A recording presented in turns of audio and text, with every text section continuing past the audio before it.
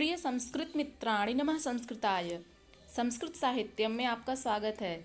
मैं हूँ संजना और आज हम लोग श्रीमद् भगवद गीता के दूसरे अध्याय का 50वां और 51वां श्लोक पढ़ेंगे। इसके पूर्व हम लोग 49 श्लोकों तक अध्ययन कर लिए थे, जिसमें हमने जाना था कि श्री भगवान अर्जुन से कहते हैं कि इस समत्व रूप बुद्धि योग से सकाम कर्म अत्यंत ही निम्न श्रेणी का है, अर्थात जिसमें कामनाएं युक्त होती हैं, जिस कर्म में सकाम ही सकाम भरे होते हैं, जिस कर्म को करने के पीछे वो क्या होते हैं, निम्न श्रेणी के कर्म होते हैं। इसलिए हे धनंजय, तुम समबुद्धि में ही रक्षा का उपाय ढूंढो, अर्थात बुद्धि योग का ही आश्रय ग्रहण करो, क्योंकि फल के हेतु बनने वाले अत्यंत दीन हैं। अब अगले श्लोक में हम पढ़ेंगे कि श्री भगवान क्या कहते हैं। 50वां श्लोक है, साथ में वाचन करिएगा तभी उच्चारण शुद्ध होगा। बुद्धियुक्तो जहातीह उभे सुकृत दुष्कृते तस्माद् योगाय युज्यस्व योगः कर्मसु कौशलम। अर्थात बुद्धि युक्तो, बुद्धि से युक्त, जहातीह, जहाति धन इह दीर्घ संधि हुई है। जहाति अर्थात छोड़ देता है, इह अर्थात यहाँ या इस संसार में, उभे अर्थात दोनों, सुकृत दुष्कृते, सुकृत अर्थात सुंदर कर्म जो होते हैं उन्हें सुकृत कहते हैं, अर्थात जो हमारे पुण्य होते हैं वे सुकृत के अंतर्गत आ जाएंगे। और जो दुष्कृत होते हैं, दुष्कृत अर्थात जो बुरे कर्म होते हैं जैसे कि पाप, ये सब दुष्कृत कर्म हैं। तो उभय से तात्पर्य यहाँ पर पाप और पुण्य से है। तस्मात् योगाय युज्यस्व योगः कर्मसु कौशलम। तस्मात् अर्थात इसलिए, योगाय अर्थात योग में, युज्यस्व अर्थात जुड़ जाओ, योगः अर्थात योग, कर्मसु कौशलम, कर्मसु अर्थात कर्मों में, कौशलम अर्थात कुशलता है। अपने कर्मों में जो लगा रहता है वही व्यक्ति कुशल कहलाता है। इसी बात को समझाते हुए श्री कृष्ण यहाँ पर कहते हैं कि कर्मसु योगः कौशलम, कर्मों में योग ही कुशलता है। अर्थात जो व्यक्ति अपने कर्मों में निरंतर लगा रहता है, अपने मन को, अपनी इंद्रियों को पूरी तरह से अपने कर्म में झोंक देता है, अर्थात आपने एक कहावत सुनी होगी, तन मन धन से किसी कर्म को किया जाए तो वो बहुत ही अच्छा होता है। तो उसी चीज़ को यहाँ पर समझाए हैं श्री कृष्ण। अर्जुन से कहते हैं कि समबुद्धि युक्त पुरुष जहाती अर्थात छोड़ देता है पुण्य और पाप दोनों को। अब कोई भी समबुद्धि से युक्त हुआ पुरुष पुण्य और पाप को क्यों छोड़ देता है? क्योंकि पुण्य और पाप दोनों ही बंधन से जुड़े हुए होते हैं। आपको यदि पुण्य मिलेगा तो भी आप उससे जुड़े रहेंगे, और यदि आपको पाप मिलेगा तो भी आप उससे कहीं ना कहीं जुड़े रहेंगे। आपके कर्मों का ही परिणाम रहता है दोनों, पाप और पुण्य। तो इसीलिए निष्काम भाव से कर्म करने के लिए श्री कृष्ण कहते हैं कि जो व्यक्ति बंधन मुक्त होना चाहता है उसे पाप और पुण्य दोनों से परे होना होगा, तभी जाकर के वो बंधन मुक्त होगा। और निष्काम भाव से जो व्यक्ति अपना कर्म करेगा वही बंधनों से मुक्त रहेगा। तो समबुद्धि युक्त पुरुष पुण्य और पाप दोनों को इसी लोक में, इसी संसार में छोड़ देता है, अर्थात उनसे मुक्त हो जाता है। इसलिए तस्मात् अर्थात इसलिए तुम अर्थात अर्जुन समत्व रूप योग में लग जाओ। समत्व रूप योग में लग जाओ अर्थात जो अभी इसके पूर्व के श्लोक में हमने पढ़ा था कि योगस्थः कुरु कर्माणि, इसके पूर्व के श्लोक में हमने पढ़ा था, आप लोग देखिएगा, पढ़े होंगे सब लोग। तो उसमें क्या कहा था भगवान ने, योगस्था कुरु कर्माणि 48वें श्लोक में है कि योग में स्थित रहकर अपने कर्मों को करो। तो इसी को समझाते हुए अगले श्लोक में कहते हैं कि जो योग में स्थित रहते हैं उनके ही कर्म निष्काम होते हैं। पहले तो योग में स्थित रहो, उसके बाद अपने कर्म को करो। तो इसीलिए यहाँ पर श्री कृष्ण कहते हैं कि यह समत्व रूप योग ही कर्मों में कुशलता है, अर्थात कर्म बंधन से छूटने का उपाय है।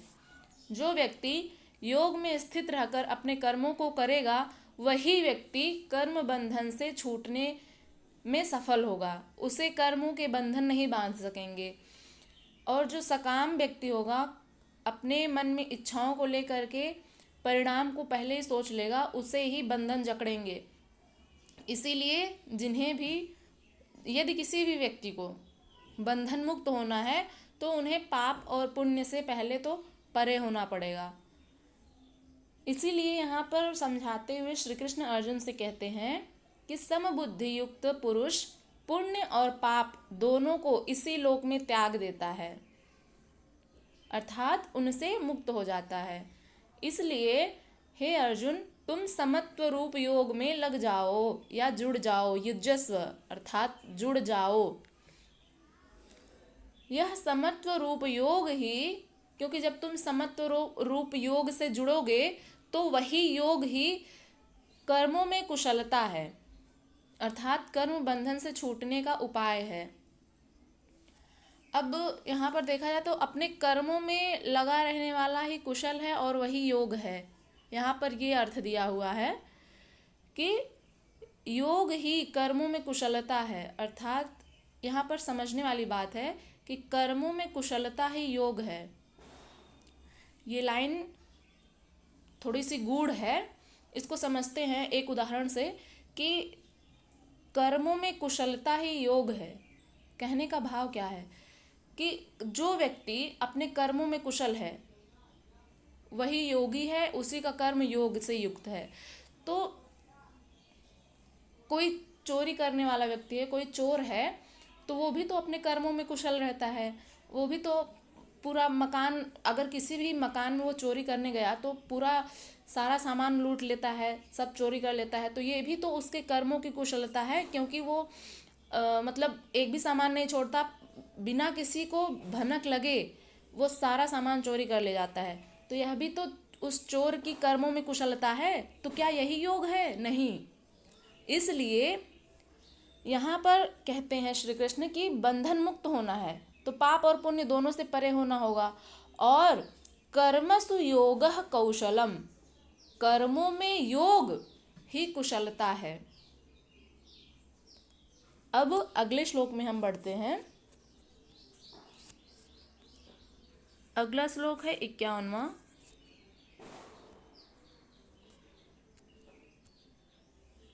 कर्मजं बुद्धियुक्ता हि फलं त्यक्त्वा मनीषिणः जन्मबन्धन विनिर्मुक्ताः पदं गच्छन्त्यनामयम्। कर्मजं बुद्धियुक्ता हि फलं त्यक्त्वा मनीषिणः जन्मबन्ध विनिर्मुक्ताः पदं गच्छन्त्यनामयम्। अर्थात कर्मजम, कर्मजम अर्थात कर्म से उत्पन्न। ज शब्द है इसमें, ज का अर्थ होता है उत्पन्न होना। जैसे कि हम लोगों ने कमल का पर्यायवाची पढ़ा है तो जलज, पंकज, नीरज इस प्रकार से पढ़ा है। तो जलज अर्थात जल में उत्पन्न होने वाला, नीरज अर्थात नीर में उत्पन्न होने वाला, पंकज अर्थात पंख अर्थात कीचड़ में उत्पन्न होने वाला कौन है? कमल। तो यहाँ पर कर्मजम अर्थात कर्म से उत्पन्न, बुद्धि युक्ता अर्थात समबुद्धि से युक्त, ही अर्थात क्योंकि, फलम त्यक्त्वा फल को छोड़ देते हैं, मनीषिणः अर्थात मनीषी लोग, जो विद्वान लोग होते हैं, वे कर्म से उत्पन्न बुद्धि युक्त फल को छोड़ देते हैं मनीषिणः, मनीषी लोग। मनीषा का अर्थ होता है बुद्धि। तो जिनमें मनीषा है, जिनके अंदर मनीषा है अर्थात बुद्धि है, वे क्या कहलाते हैं? मनीषी कहलाते हैं। जन्म बंध विनिर्मुक्ताः पदम गच्छन्त्यनामयम्।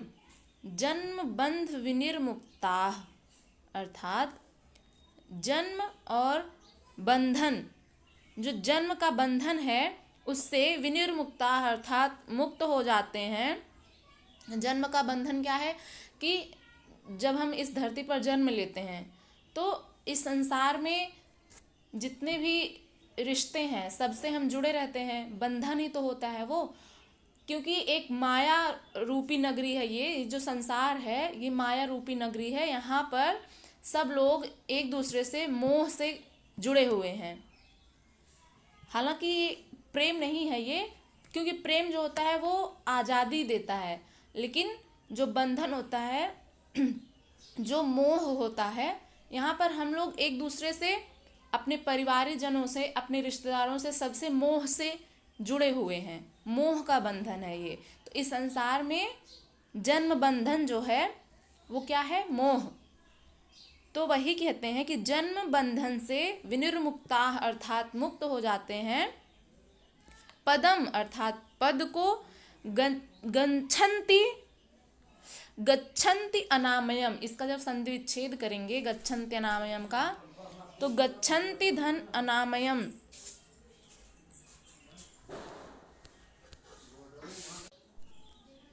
तो गच्छन्ति धन अनामयम अर्थात गच्छन्ति अर्थात चले जाते हैं, अनामयम अर्थात रोग रहित। आमय का अर्थ होता है, एक शब्द होता है आमय और एक शब्द होता है अनामय। आमय अर्थात रोग और अनामय होता है रोग से रहित यानी निरोग।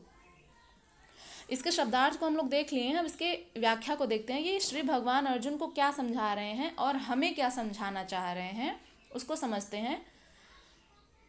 ही माने क्योंकि, बुद्धि युक्ता, क्योंकि समबुद्धि से युक्त ज्ञानी लोग, जो मनीषी लोग होते हैं, वे कर्मों से उत्पन्न होने वाले फल को त्याग कर जन्म रूप बंधन से मुक्त होकर निर्विकार परम पद को प्राप्त हो जाते हैं।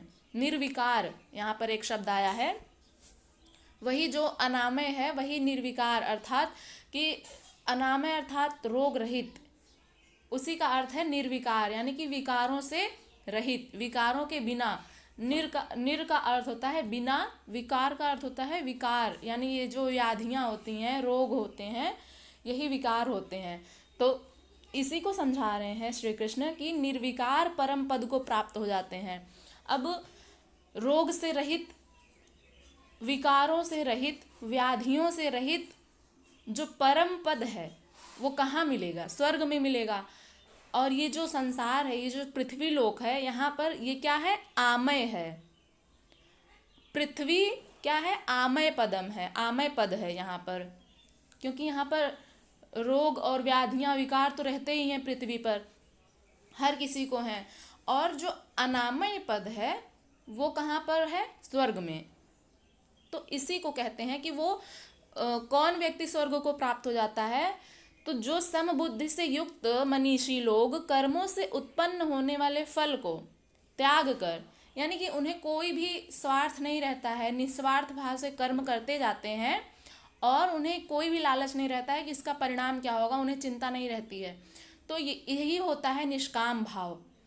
तो जो ज्ञानी लोग होते हैं वे अपने कर्मों से उत्पन्न होने वाले फल को त्याग कर जन्म रूपी बंधन से मुक्त हो जाते हैं और निर्विकार परम पद को प्राप्त हो जाते हैं, यानी उन्हें स्वर्ग मिल जाता है, स्वर्ग के पद को प्राप्त कर लेते हैं।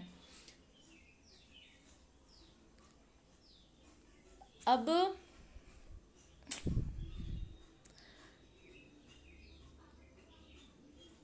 यहाँ पर कुछ व्याकरणिक टिप्पणियां हम लोग देख लेते हैं। 50वें श्लोक में चलते हैं ऊपर।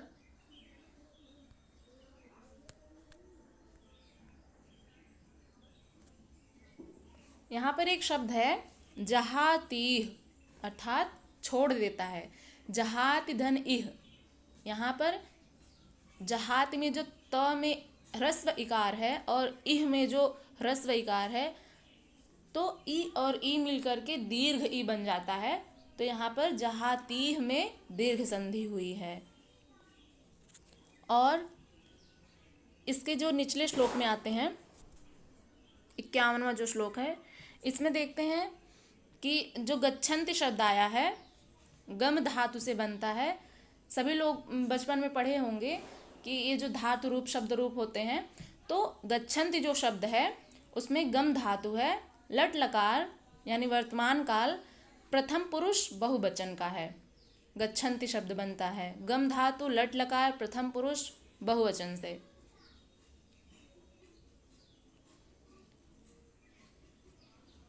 त्यक्त्वा एक शब्द आया है, त्यक्त्वा। त्यक्त्वा का अर्थ होता है छोड़कर। और भी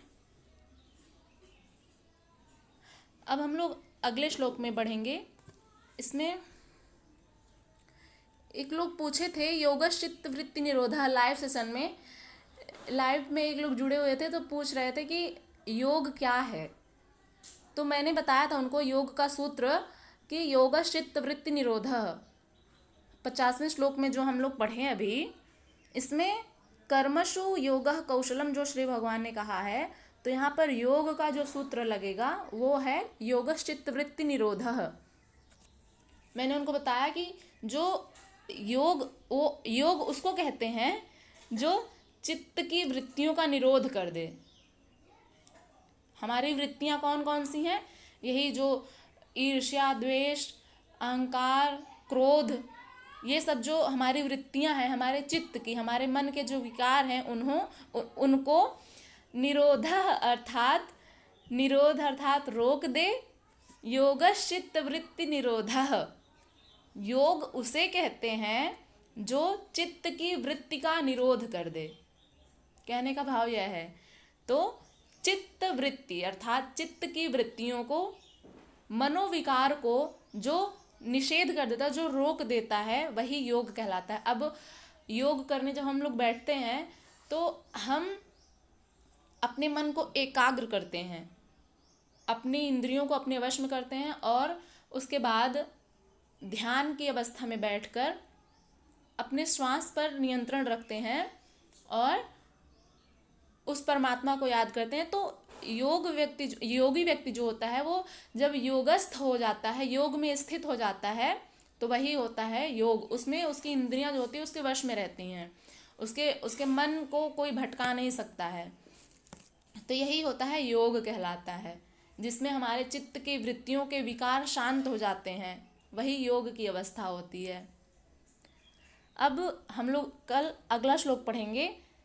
आप लोगों को कोई भी डाउट हो तो कमेंट बॉक्स में कमेंट कर सकते हैं, पूछ सकते हैं। हम लोग मिलेंगे कल अगले श्लोक के साथ। तब तक के लिए नमः संस्कृताय।